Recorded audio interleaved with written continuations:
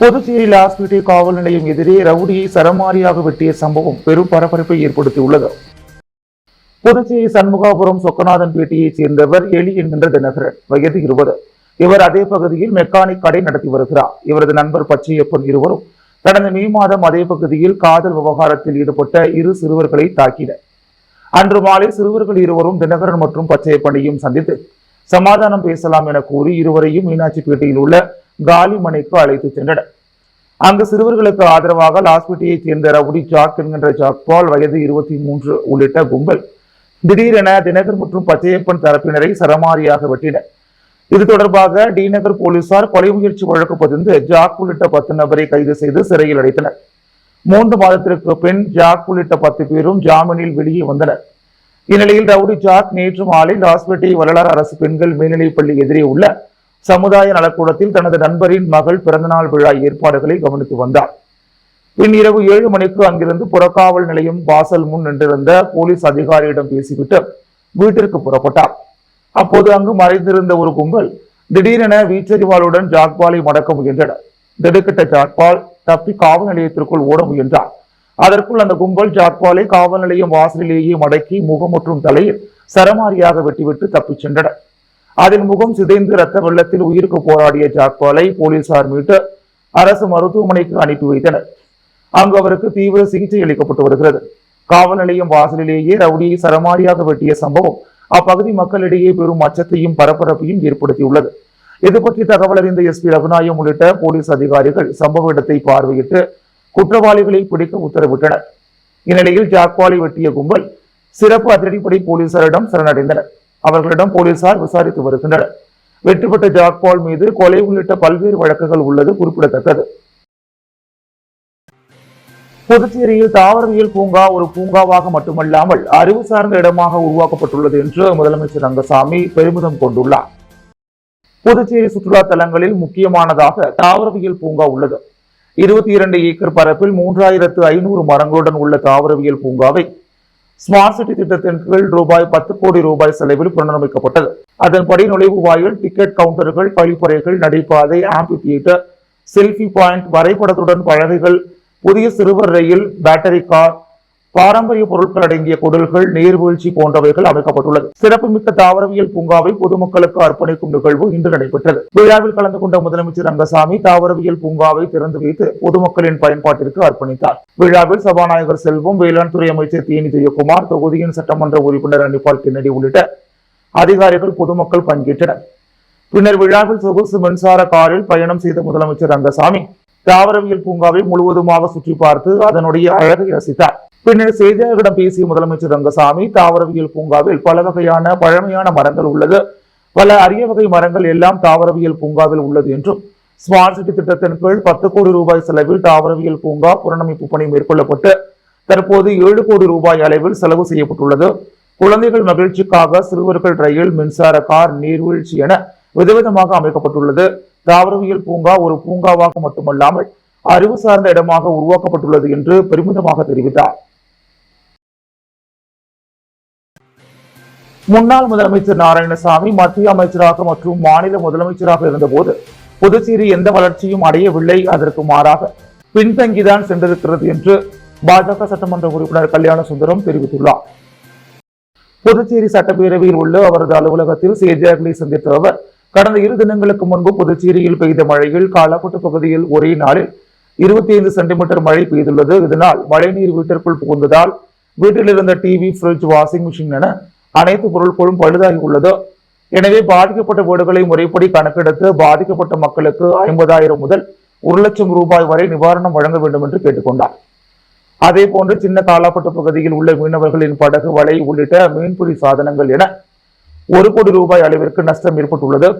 மாவட்ட ஆட்சியரும் நேரில் சென்று ஆய்வு செய்திருக்கிறார். எனவே அரசு விரைந்து நடவடிக்கை எடுத்து உடனடியாக நிவாரணம் வழங்க வேண்டும் என வலியுறுத்தினார். சார்லஸ் மார்டினிடம் தொடர்பில் உள்ள பாஜக சட்டமன்ற உறுப்பினரான தன்னையும் அமைச்சர் ஜான்குமாரையும் பிஜேபியில் இருந்து நீக்க வேண்டும் என்று நாராயணசாமி கேட்பது சிறுபிள்ளைத்தனமாக உள்ளது.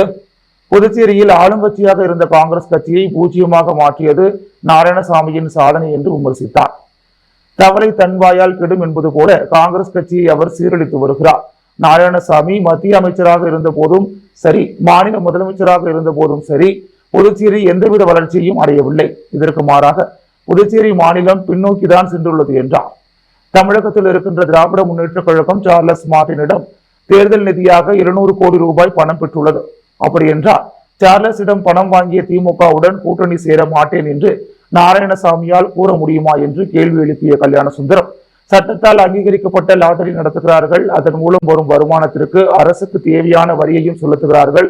ஜோ சார்லஸ் மார்டின் ஒன்றும் தீவிரவாதி அல்ல என்று விளக்கம் அளித்தார். அரியாங்குப்பம் தொகுதியில் அடிப்படை வசதிகளை செய்து தராத கொம்யூன் பஞ்சாயத்தை கண்டித்து திமுகவினர் கண்டன ஆர்ப்பாட்டத்தில் ஈடுபட்டனர். அரியாங்குப்பம் கொம்யூன் பஞ்சாயத்திற்கு உட்பட்ட வீராம்பட்டினம் சுனாமி குடியிருப்பு பகுதியில் கடந்த 3 நாட்களாக பெய்த மழையில் மழைநீர் குடியிருப்புகளுக்குள் புகுந்தது. மேலும் அப்பகுதியில் வடிகால் வசதி இல்லாமல் உள்ளது. அரியாங்குப்பம் சொர்ணா நகர், காக்கியன் தோப்பு, சுப்புலட்சுமி நகர், பர்கத் நகர் உள்ளிட்ட இடங்களில் கடந்த 2 வருடங்களுக்கு முன்பு சாலை மற்றும் வடிகால் அமைக்க பூமி பூஜை துவங்கப்பட்டது. ஆனால் அதற்கான பணிகள் இதுவரை நடைபெறாமல் உள்ளது. அரியாங்குப்பம் கொம்யூன் பஞ்சாயத்தில் ஆணையர் ஓய்வு பெற்று தேர்ந்ததை அடுத்து இதுநாள் வரை அந்த காலி பணியிடம் நிரப்பாமல் உள்ளது. சாலைகளில் சுற்றி திரியும் ஆடு, மாடு, நாய் உள்ளிட்ட கால்நடைகளுக்கு கட்டுப்பாடு விதிக்க வேண்டும் உள்ளிட்ட பல்வேறு அடிப்படை வசதிகள் செய்து தர கோரி கண்டன ஆர்ப்பாட்டம் நடைபெற்றது. அரியாங்குப்பம் புறவழிச்சாலையான பிரம்மன் சதுக்கம் அருகே நடைபெற்ற இந்த கண்டன ஆர்ப்பாட்டத்திற்கு திமுக பொதுக்குழு உறுப்பினர் சக்திவேல் தலைமை தாங்கினார். சிறப்பு அழைப்பாளராக எதிர்க்கட்சித் தலைவர் சட்டமன்ற உறுப்பினர் சிவா கலந்து கொண்டு கண்டன உரையாற்றினார். ஆர்ப்பாட்டத்திற்கு பொதுக்குழு உறுப்பினர்கள் கோபாலகிருஷ்ணன், வேலன், சிறுபான்மை பிரிவு லியாக்கத் அலி, தொகுதி தலைவர் சீதாராமன், சுற்றுச்சூழல் அணி தலைவர் பன்னீர்செல்வம், மீனவர் அணி தலைவர் ரமேஷ், மாநில பிரதிநிதி தினகரராசு, இலக்கிய அணி துணை அமைப்பாளர்கள் கலிவரதன், ஜபருல்லா, தகவல் தொழில்நுட்ப அணி பாலபாரதி, தொகுதி நிர்வாகிகள் பெருமாள், ஜீவானந்தம், ராஜேந்திரன், இளைஞர் அணி ரமணா, மணி, பாரதி, லோகநாதன், ராஜேந்திரன், அஜிபாஷா, மாணவர் அணி வினோத், ரமேஷ், சேட்டு உள்ளிட்ட 50க்கும் மேற்பட்ட திமுக நிர்வாகிகள், மகளிர் என பலர் கலந்து கொண்டனர். போக்சோ வழக்கில் குற்றம் சாட்டப்பட்ட சாரங்கியை உடனடியாக கைது செய்த கோரியும் அவரின் முனைவர் படிப்பை ரத்து செய்ய கோரியும் அகில பாரதிய வித்யார்த்தி பரிசுத்த அமைப்பினர் புதுவை அண்ணா சாலை அருகில் கண்டன ஆர்ப்பாட்டத்தில் ஈடுபட்டனர். புதுவை பல்கலைக்கழக சமுதாய கல்லூரியில் ஜேர்னலிசம் துறையில் முனைவர் பட்டம் பயிலும் SFI சார்ந்த சாரங்கி மீது போக்சோ வழக்கு கேரளா மாநிலம் கண்ணூரில் பதியப்பட்டுள்ளது. கடந்த 2018ஆம் ஆண்டு முதல் பள்ளி சிறுமியை காதல் வலையில் மயக்கி பாலியல் பலாத்காரம் செய்ததாக கடந்த வாரம் பாதிக்கப்பட்ட மாணவி புகார் அளித்துள்ளார். ஆனால் இதுவரை அவரை கைது செய்ய எந்த நடவடிக்கையும் எடுக்கப்படவில்லை. போக்சோ வழக்கில் குற்றம் சாட்டப்பட்ட சாரங்கியை உடனடியாக கைது செய்ய கோரியும் அவரின் முனைவர் படிப்பை ரத்து செய்ய கோரியும் அகில பாரதிய வித்யார்த்தி பரிசுத்த அமைப்பினர் புதுவை அண்ணா சாலை அருகில் கண்டன ஆர்ப்பாட்டத்தில் ஈடுபட்டனர். இந்த கண்டன ஆர்ப்பாட்டத்தை தேசிய செயற்குழு உறுப்பினர் அர்பித் தலைமை தாங்கி வழிநடத்தினார். SFI அமைப்பிற்கு எதிராக கோஷங்களை எழுப்பி போராட்டத்தில் ஈடுபட்டனர். இந்த ஆர்ப்பாட்டத்தில் மகளிர் ஒருங்கிணைப்பாளர் வேதாஞ்சலி, மாவட்ட ஒருங்கிணைப்பாளர் கோகிலா மற்றும் உறுப்பினர்கள் கலந்து கொண்டனர். புதுவை பல்கலைக்கழகத்தில் நடைபெற்ற பாலியல் வன்முறைக்கு எதிராக SFI போராட்டம் நடத்தி வரும் நிலையில் அவர்கள் இந்த சம்பவத்தில் ஈடுபட்டுள்ளது குறிப்பிடத்தக்கது. தீபாவளி முடிந்தும் உதவித்தொகை வழங்காத நிலையில் 68 வயதை கடந்த கட்டுமான தொழிலாளர்கள் அவதியடைந்துள்ளனர். புதுச்சேரியில் தீபாவளி பண்டிகையொட்டி கட்டுமான தொழிலாளர்களுக்கு ரூபாய் 6000, அம்துசாரா தொழிலாளர்களுக்கு 2000 உதவித்தொகை வழங்கப்படும் என முதலமைச்சர் அறிவித்திருந்தார். அதன்படி கட்டுமான தொழிலாளர்களின் வங்கிக் கணக்கில் இத்தொகை விநியோகம் செய்யப்பட்டு வருகிறது. ஆனால் 68 வயதை கடந்த கட்டுமான தொழிலாளர்களுக்கு உதவித்தொகை வழங்க ஒப்புதல் அளிக்காத நிலையில் பாதிக்கப்பட்டவர்கள் போராட்டங்களில் ஈடுபட்டனர். இதையடுத்து பேச்சுவார்த்தை நடத்திய முதல்வர் உதவித்தொகை வழங்க நடவடிக்கை எடுக்கப்படும் என கூறியிருந்தார். மொத்தம் உள்ள 40,000 கட்டுமான தொழிலாளர்களுக்கு 9,000 பேர் மட்டுமே 60 வயதை கடந்தவர்கள் என்பதால் அவர்கள் தீபாவளி பண்டிகை முடிந்த நிலையில் தட்டாஞ்சாவடியில் உள்ள கட்டுமான தொழிலாளர்கள் நல வாரியத்தில் நீண்ட வரிசையில் காத்திருந்து ஆவணங்களை சமர்ப்பித்தது பெயர்களில் பதிவு செய்தனர். அதாவது ஆதார் நல வாரிய அட்டை நகல்கள் ஒவ்வொருவரும் நேரில் வந்து சமர்ப்பித்துள்ள நிலையில் அவர்களுக்கு விரைவில் தீபாவளி உதவித்தொகை வழங்கப்படலாம் என தெரிகிறது. கடந்த ஆண்டுகளில் இறந்தவர்களின் பெயரிலும் இத்தொகை வழங்கப்பட்டதாக எழுந்த புகாரின் அடிப்படையில் இந்த நடவடிக்கை எடுக்கப்பட்டதாக தெரிகிறது. இதனிடையே கட்டுமான தொழிலாளர்களுக்கு மாத ஓய்வூதியம் வழங்கப்படாத நிலையில் பண்டிகை கால உதவித்தொகை உடனே வழங்க வேண்டும் என AITUC உள்ளிட்ட தொழிற்சங்கங்கள் அரசை தொடர்ந்து வலியுறுத்தி வருகின்றன. இதேபோல் அமைப்பு சாரா தொழிலாளர்களுக்கு 2000 உதவித்தொகை விரைந்து வழங்க கோரிக்கை வைத்தனர். FRP படகுகளுக்கு டீசல் மானியத்தை முதல் முறையாக இன்று சட்டப்பேரவையில் முதலமைச்சர் ரங்கசாமி வழங்கினார். மத்திய அரசின் பிரதம மந்திரி மீன்வள மேம்பாட்டு திட்டத்தின் கீழ் புதுச்சேரி யூனியன் ஆட்சி பரப்பை சேர்ந்த 5 நபர்களுக்கு ஆழ்கடல் மீன்பிடி படகுகள் கட்டுவதற்கு 60% மானியத்தில் நபர் ஒன்றுக்கு ரூபாய் 72 லட்சம் வீதம் மீன்பிடி படகு கட்டுவதற்கான ஆணைகளையும் புதுச்சேரி மாநிலத்தில் பதிவு செய்யப்பட்டுள்ள 3000 பைப்பர் மீன்பிடி படகுகளில் முதற்கட்டமாக வீராம்பட்டினம் மீனவ கிராமத்தில் புதுவை மாநில மீனவர் கூட்டுறவு சம்மேளனத்தின் மூலம் நிறுவப்பட்டுள்ள பெட்ரோல் டீசல் பங்கில் வீராம்பட்டினம் மீனவ கிராமத்தைச் சேர்ந்த பதிவு பெற்ற மற்றும் காப்பீடு செய்யப்பட்ட 120 வெளிப்புறம் இயந்திரம் பொருத்திய பைப்பர் படகுகளுக்கு டீசல் மானியம், விற்பனை வரி நீக்கலாக வழங்குவதற்கான டீசல் மானிய புத்தகம் ஆகியவற்றை முதலமைச்சர் ரங்கசாமி புதுச்சேரி சட்டப்பேரவையில் உள்ள முதலமைச்சர் அலுவலகத்தில் இன்று வழங்கினார். நிகழ்ச்சியில் சட்டப்பேரவைத் தலைவர் செல்வம், மீன்வளத்துறை அமைச்சர் லட்சுமி நாராயணன், மீன்வளத்துறை இயக்குநர் முகமது இஸ்மாயில், இணை இயக்குநர் தெய்வசிகாமணி, துணை இயக்குநர் கோவிந்தசாமி மற்றும் மீன்வளத்துறை அதிகாரிகள் உடனிருந்தனர். குடிசை மாற்று வாரியம் மூலம் பிரதம மந்திரி கல்வீடு கட்டும் திட்டத்தின் கீழ் மணவெளி தொகுதியைச் சேர்ந்த பயனாளிகளுக்கு நிதியுதவி பெறுவதற்கான அரசாணைகளை சட்டப்பேரவைத் தலைவர் ஏம்பலம் செல்வம் வழங்கினார். புதுச்சேரி அரசு குடிசை மாற்று வாரியம் மூலம் பிரதம மந்திரி கல்வீடு கட்டும் திட்டத்தின் கீழ் மணவெளி தொகுதியைச் சேர்ந்த பயனாளிகளுக்கு கல்வீடு கட்டுவதற்கான முதல் தவணையாக ஒரு நபருக்கு ரூபாய் 1,20,000 ரூபாயும், இரண்டாவது தவணையாக ஒரு நபருக்கு 1,60,000, மூன்றாவது தவணையாக 10 நபர்களுக்கு தலா 70,000 வீதம் ரூபாய் 7 லட்சமும், ஒரு நபருக்கு 1,90,000 என மொத்தம் 11,70,000 ரூபாய் நிதி உதவிக்கான அரசாணைகளை சபாநாயகர் செல்வம் இன்று அவரது இல்லத்தில் வழங்கினார். அதனைத் தொடர்ந்து பூரணாங்குப்பம் சடாநகரில் உள்ள நியாய விலைக் கடையில் பொதுமக்களுக்கு தீபாவளி தொகுப்பினை வழங்கினார். நிகழ்ச்சியில் குடிசை மாற்று வாரிய இளநிலை பொறியாளர் பாஸ்கரன், களப்பணியாளர்கள் மற்றும் மணவெளி தொகுதி முக்கிய பிரமுகர்கள் கிருஷ்ணமூர்த்தி, ராயல் கிராண்ட் விடுதியின் உரிமையாளர் சக்திவேல், லட்சுமிகாந்தன், சக்திபாலன், ராஜா, பழனிவேல், அருள், ஆதி உள்ளிட்ட பலர் கலந்து கொண்டனர். புதுச்சேரி உப்பளம் தொகுதிக்குட்பட்ட விஓசி வீதியில் சாலைக்கு மேல் செல்லும் கழிவு நீரால் சுகாதார சீர்கேடு ஏற்படும் அபாயம் உள்ளதாக அப்பகுதி பொதுமக்கள் புகார் தெரிவித்துள்ளனர். உப்பளம் தொகுதிக்குட்பட்ட விஓசி வீதியில் சாலைகளில் தேங்கும் கழிவு நீரால் பல இடங்களில் சுகாதார சீர்கேடு ஏற்பட்டுள்ளது. பாதாள சாக்கடை அடைப்பு, குப்பைகள் மற்றும் பிளாஸ்டிக் கழிவுகள் தேங்குதல் மற்றும் சரியான வடிகால் வசதி இல்லாததால் இந்த நிலைமை உருவாகியுள்ளது. இதன் காரணமாக துர்நாற்றம் வீசுதல் மற்றும் நோய்கள் பரவுவதற்கான ஆபத்து ஏற்பட்டுள்ளது. பாதாள சாக்கடையில் ஏற்படும் அடைப்புகளால் கழிவுநீர் பொங்கி வழிகிறது. சாலைகளில் கழிவுநீர் தேங்கி நிற்பதால் துர்நாற்றம் வீசுகிறது. மேலும் இது பொதுமக்களின் அன்றாட வாழ்க்கையை பாதிக்கிறது. பிளாஸ்டிக் கழிவுகள் மற்றும் குப்பைகள் கழிவுநீர் வாய்க்கால்களில் தேங்கி நீர்ப்போக்கை தடுக்கின்றன. குண்டும் குழியுமான சாலைகளும் இந்த கழிவுநீர் தேங்குவதற்கு காரணமாகின்றன. இது குறித்து அந்த பகுதியில் வசிக்கும் முன்னாள் ராணுவ வீரர் நலசங்க தலைவர் மோகன் செய்தியாளர்களிடம் கூறும்பொழுது, இந்த பகுதியில் நான் 3 வருடமாக வசித்து வருகின்றேன். மழை பெய்தாலும் சரி, பெய்யாவிட்டாலும் சரி, சாலைக்கு கீழே செல்ல வேண்டிய கழிவுநீர் சாலைக்கு மேலே செல்வதால் துர்நாற்றம் அதிகம் வீசுவதாகவும், இதனால் இந்த பகுதி முழுவதும் சுகாதார சீர்கேடு ஏற்பட்டு நோய் பரவும் அபாயம் ஏற்பட வாய்ப்பு உள்ளதாகவும் தெரிவித்த அவர், புதுச்சேரி அரசு பொதுப்பணித்துறை அதிகாரிகளும் போர்க்கால அடிப்படையில் இந்த சாலைக்கு மேலே செல்லும் கழிவு நீரை சரி செய்து தரும்படி அவர் வலியுறுத்தினார். புதுச்சேரி சுகாதாரத்துறை தொழுநோய் உதவி இயக்குநரகம் சார்பில் உலக அயோடின் குறைபாடு தின விழிப்புணர்வு பேரணியை சுகாதாரத்துறை இயக்குநர் செவ்வேல் துவக்கி வைத்தார். இதில் 100க்கும் மேற்பட்ட செவிலிய மாணவ மாணவிகள் கலந்து கொண்டு பேரணியாக சென்று விழிப்புணர்வு ஏற்படுத்தினர்.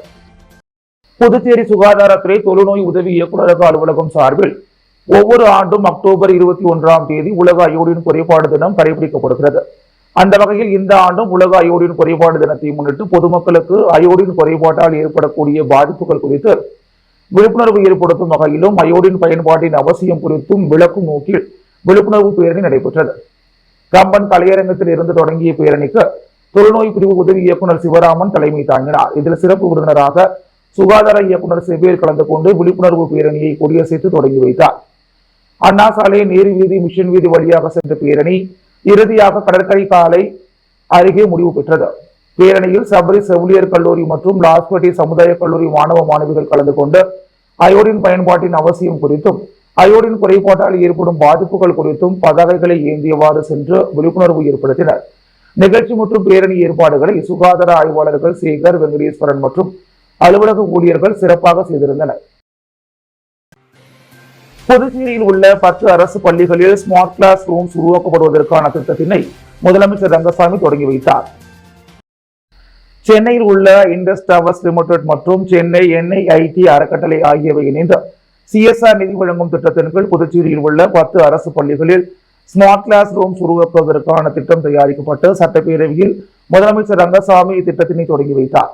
இத்திட்டத்தின் கீழ் ஒவ்வொரு பள்ளிக்கும் 2 கம்ப்யூட்டர்கள், 2 பிரிண்டர், 3 LED ஸ்மார்ட் டிவிக்கள், 4 வெப் கேமராக்கள், 5 கம்ப்யூட்டர் மேஜைகள், ஒயிட் போர்டு போன்றவைகள் வழங்கப்பட்டன. இந்த பள்ளிகளின் தலைமை ஆசிரியர்களிடம் திறன்மிகு வகுப்பறைகளுக்கான சான்றிதழ்களையும் மாணவர்களுக்கு புத்தகங்களையும் முதலமைச்சர் ரங்கசாமி வழங்கினார். நிகழ்ச்சியில் சபாநாயகர் செல்வம், அமைச்சர்கள் லட்சுமி நாராயணன், ஜெயக்குமார், சட்டமன்ற உறுப்பினர் கல்யாண சுந்தரம், சமக்சா சிக்ஸாவின் மாநில திட்ட இயக்குனர் எழில் கல்பனா ஆகியோர் கலந்து கொண்டனர். புதுச்சேரி இந்திரா காந்தி அரசு மருத்துவக் கல்லூரி செவிலியர் பணியிடங்களை தேர்வு மூலம் நிரப்ப வேண்டும் என முன்னாள் முதல்வர் நாராயணசாமி வலியுறுத்தியுள்ளார். புதுச்சேரி எல்லையம்மன் கோவில் வீதியில் உள்ள தனது இல்லத்தில் செய்தியாளர்களை சந்தித்த முன்னாள் முதல்வர் நாராயணசாமி, மத்திய அரசின் சுகாதாரத்துறையில் 3500 செவிலியர்களை தேர்வு செய்ய விண்ணப்பங்கள் கோரப்பட்டன. அதில் புதுச்சேரி ஜிப்மருக்கு மட்டும் 454 பணியிடங்கள் நிரப்புவதற்கான நடவடிக்கை எடுக்கப்பட்டது. ஜிப்மரில் கடந்த காலங்களில் செவிலியர் உள்ளிட்ட மற்ற பணியிடங்களை நிரப்புவதற்கான தேர்வோ ஜிப்மர் நிர்வாகத்தால் நடத்தப்பட்டது. அந்த முறை மாற்றப்பட்டு அகில இந்திய அளவில் செவிலியர் தேர்வு முறை என்று சொல்லி 3500 பணியிடங்களுக்கும் பல மாநிலங்களில் தேர்வு மையம் அமைக்கப்பட்டுள்ளது. ஆனால் ஜிப்மரில் தேர்வு மையம் இல்லை. இதனால் புதுச்சேரியை சேர்ந்தவர்கள் வட மாநிலங்களுக்கு சென்று தேர்வு எழுதும் நிலை உள்ளது. இதேபோல் புதுச்சேரி மாநில அரசும் இந்திரா காந்தி அரசு மருத்துவக் கல்லூரியில் 200க்கும் மேற்பட்ட செவிலியர் பணியிடங்களை எந்தவித நுழைவுத் தேர்வும் இல்லாமல் நிரப்ப நடவடிக்கை எடுத்து வருகிறது. செவிலியர் பணி நுழைவுத் தேர்வு இல்லாமல் மதிப்பெண் அடிப்படையில் தேர்வு செய்யப்படும் என்று அறிவிக்கப்பட்டுள்ளது. இது மிகப்பெரிய ஊழலுக்கு இடம் கொடுக்கும். ஊழல் ஆட்சியை அகற்ற வேண்டும் என்றார். குப்பைகள் அகற்றப்படாததை கண்டித்து உருளையன்பேட்டை தொகுதி சட்டமன்ற உறுப்பினர் நேரு உள்ளாட்சித்துறை அலுவலகத்தை முற்றுகையிட்டு போராட்டத்தில் ஈடுபட்டதால் பரபரப்பு ஏற்பட்டது.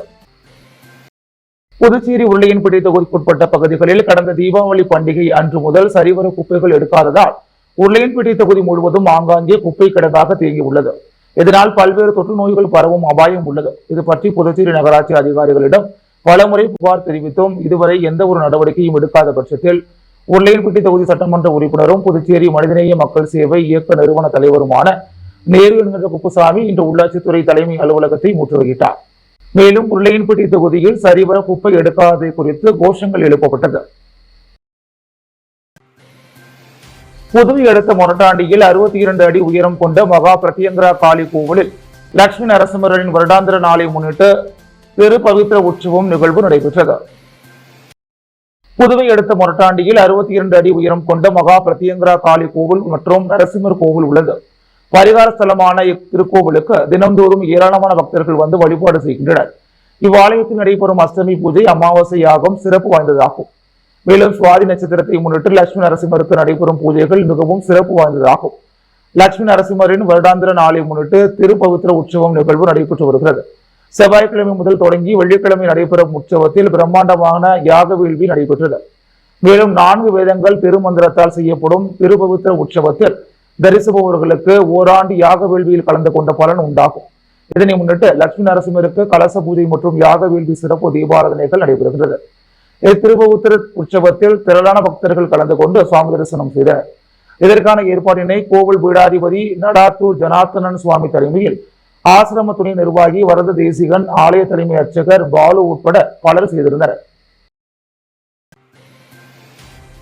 Aided foundation, spot force educational மற்றும் சேரிட்டி ட்ரஸ்ட் ஆகிய அமைப்புகள் இணைந்து 100க்கும் மேற்பட்ட எளிய மாணவர்களுக்கு புத்தாடை வழங்கி இனிப்பு பலகாரத்துடன் பட்டாசுகள் வெடித்து தீபாவளி பண்டிகையை வெகு சிறப்பாக கொண்டாடியது. தீபாவளி பண்டிகையை முன்னிட்டு எய்டட் பவுண்டேஷன், பிரான்ஸ் இதயமணி, ஸ்பாட் போர்ஸ் எஜுகேஷனல் மற்றும் charity trust doctor Vidyadharan, rising horns, Jhansi horn Mary ஆகியோரின் ஒருங்கிணைப்பதின்படி திண்டிவனம் அடுத்த நத்தைமேடு கிராமத்தில் வசிக்கும் அனைத்து பள்ளிகளிலும் பயிலும் பின்தங்கிய சமுதாயத்தை சேர்ந்த 100க்கும் மேற்பட்ட மாணவ மாணவிகளுக்கு தீபாவளி புத்தாடை வழங்கப்பட்டது. புத்தாடையை உடுத்திக் கொண்ட மாணவர்கள் மகிழ்ச்சியுடன் ஆட்டம் பாட்டம் என தீபாவளியை பட்டாசுகள் வெடித்து கொண்டாடினர். மாணவர்களுக்கு இனிப்பு மற்றும் பலகாரங்கள் வழங்கப்பட்டது. இந்த தீபாவளி கொண்டாட்டத்தில் உறுப்பினர்கள் சதீஷ், டேவிட், தினேஷ், ஆனந்த், சாந்தி, நந்தினி, ராஜா, பரத், விஷால், கணேஷ் மற்றும் மாணவர்களின் பெற்றோர், ஊர் மக்கள் என அனைவரும் திரளாக கலந்து கொண்டு பட்டாசுகளை வெடித்து தங்களது மகிழ்ச்சியை வெளிப்படுத்தினர். புதுவை கவிஞர் சிவத்தின் 118வது பிறந்தநாள் விழாவை முன்னிட்டு தமிழ்ச்சங்கத்தில் கவியரங்கம் நடைபெற்றது. புதுவை கவிஞர் புதுவை சிவத்தின் 108வது பிறந்தநாள் விழாவை முன்னிட்டு சிறப்பு கவியரங்கம் புதுச்சேரி அரசு கலை பண்பாட்டுத்துறை சார்பில் வெங்கடா நகரில் உள்ள தமிழ்ச்சங்கத்தில் நடைபெற்றது. விழாவில் அமைச்சர்கள் திருமுருகன், ஜான்குமார், அரசு செயலர் முகமது ஹசன், அபீன், கலை பண்பாட்டுத்துறை இயக்குநர் முரளிதரன், கலை பண்பாட்டுத்துறை அதிகாரி வேல்முருகன் ஆகியோர் தலைமை தாங்கினர். தொடர்ந்து சிறப்பு கவியரங்கம் நடைபெற்றது. இதில் சண்முக சுந்தரம் உள்ளிட்ட ஏராளமான பாவலர்கள் கலந்து கொண்டனர். மேலும் நிகழ்ச்சியில் புதுவை சிவத்தின் மகன் சிவ இளங்கோ, மகள் பூங்கொடி பராங்குசம் ஆகியோர் முன்னிலை வகித்தனர். தொடர்ந்து ஏராளமான தமிழ் அறிஞர்கள், தமிழ் ஆர்வலர்கள் கலந்து கொண்டு புதுவை சிவத்தின் உருவப்படத்திற்கு மலர் தூவி மரியாதை செலுத்தினர்.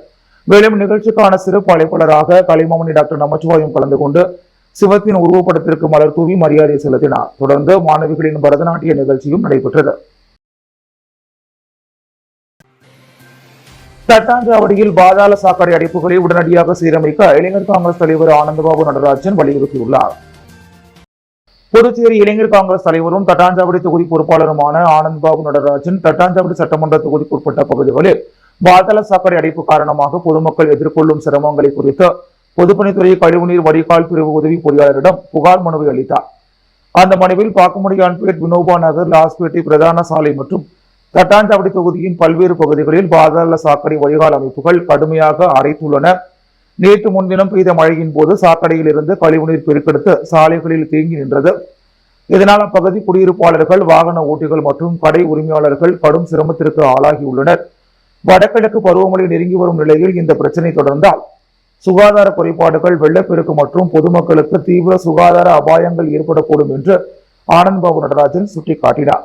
எனவே பொதுப்பணித்துறை அதிகாரிகள் உடனடியாக அந்த பகுதிகளில் ஆய்வு மேற்கொண்டு பாதாள சாக்கடை இணைப்புகளில் உள்ள அடைப்புகளை நீக்கி தூர்வாரும் மற்றும் சுத்தம் செய்யும் பணிகளை துரிதப்படுத்த வேண்டும் என அவர் வலியுறுத்தினார்.